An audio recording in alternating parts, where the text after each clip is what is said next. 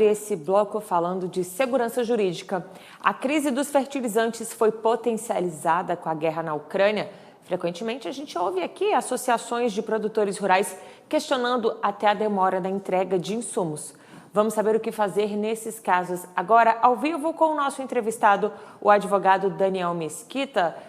Seja muito bem-vindo, Daniel. Boa noite e obrigado pela sua participação. Boa noite. Obrigado a vocês pelo convite. Eu que agradeço. Daniel, qual o panorama hoje, né? A gente ouve aqui algumas entidades do agronegócio falando de atrasos na entrega de insumos. Como fica a segurança jurídica, né? Afinal, ninguém prevê uma guerra, né? Então, o que tem sido feito nesses casos? Então, num cenário inicial, né, houve muito receio em relação a essa suposta escassez de fertilizantes, né, para a próxima safra. Houve um esforço muito grande por parte do Ministério da Agricultura, né, de tentar manter aí os níveis de fornecimento, né, dessa importação, já que o Brasil é muito dependente do cenário internacional. E esse receio inicial acabou se equilibrando um pouco depois de um tempo, né? A gente está numa expectativa aí de realmente não faltar fertilizante para a próxima safra, mas a gente tem um cenário aí de inflação desse produto, né? A gente tem um cenário aí atual de 200% a 300% de elevação no preço desses fertilizantes, né? Então, e também um cenário de atraso na entrega, realmente o produtor fica aí até vendido, né? E muito inseguro nessa situação.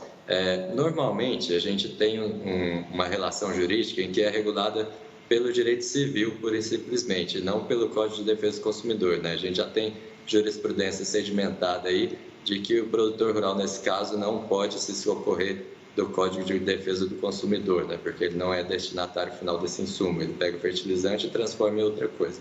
Mas no Código Civil, a gente tem sim a força obrigatória dos contratos, né? A vinculação aí das obrigações do fornecedor, se ele se comprometeu em entregar esse produto, ele deve entregar, e ele só vai poder alegar uma situação imprevisível, inesperada anteriormente, se ele realmente conseguir demonstrar que o atraso na entrega ou a falta da chegada desse produto decorre efetivamente da guerra, né? A gente tem aí a aplicação da teoria da imprevisão no caso, né? Se eu puder aprofundar um pouco, a teoria da imprevisão é aquela situação em que se modificam as condições iniciais em que a gente tinha quando celebrou um contrato, e aí, por circunstâncias supervenientes, né, que surgiram depois e imprevisíveis, você tem um desequilíbrio dessa relação. Então, aí, se houver uma situação concreta que efetivamente atinja um contrato bilateral celebrado entre as partes, essa situação concreta decorreu da guerra, aí sim vem a aplicação da teoria da imprevisão, ou para rescindir ou para alterar as cláusulas contratuais e reequilibrar esse contrato. Mas numa situação aí em que o fornecedor desse insumo não consegue comprovar esse liame, essa causa direta da guerra em relação à falta do produto, ele vai ter efetivamente que cumprir esse contrato com o produtor rural. Mas já fica o alerta aí para os próximos contratos que vão ser feitos a partir de agora, né, Daniel? Isso, exatamente. É muito importante o produtor sentar à mesa do fornecedor desse insumo e colocar expressamente no contrato que o fornecedor se responsabiliza pelo caso fortuito ou força maior. Ou seja, se houver uma situação imprevista decorrente da guerra, o fornecedor, ele se obrigando assim no contrato, ele é responsável aí, mesmo que essa situação imprevisível decorra da guerra. Então, em última análise, na falta do produto, tem o fornecedor se obrigando, né? Mesmo ele provando que a não entrega decorreu da guerra, se ele se comprometeu a se responsabilizar pelo caso fortuito ou força maior, ele vai ter que indenizar esse produtor pelos prejuízos que o produtor teve diante da falta do fertilizante. Daniel, eu vou aproveitar a sua expertise para pedir dicas, né? Que cuidados os produtores devem ter na escolha dos fornecedores?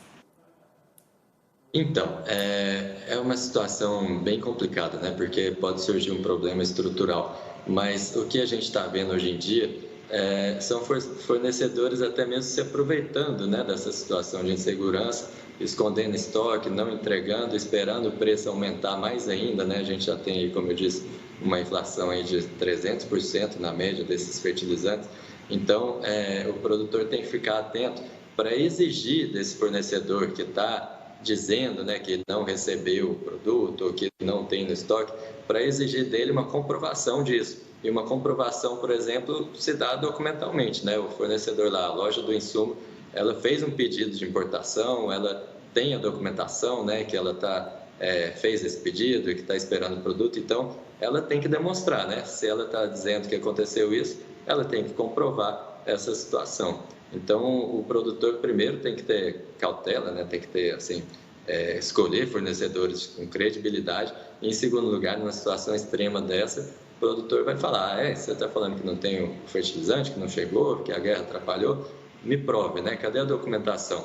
E aí, em última análise, se não houver documentação nem nada disso, ele vai ter que se socorrer ao judiciário, né? Levar a documentação, o comprovante de pagamento, o contrato que ele celebrou com esse fornecedor do insumo, para fazer o juiz obrigar, né, exigir a entregar esse produto que ele adquiriu. Então, a recomendação é que não adiante valores? Pode ser, né? Assim, só que essa situação de não adiantar valores, uma coisa simples, o produtor rural sentou na frente do fornecedor da loja e assinou um contrato. Aí o vendedor do insumo já está obrigado contratualmente a fornecer isso porque ele celebrou um contrato. Então, essa é uma situação em que o produtor rural está resguardado e que ele pode levar esse contrato como um título executivo judicial e cobrar esse contrato na justiça, né, para o juiz obrigar o fornecedor a entregar esse produto.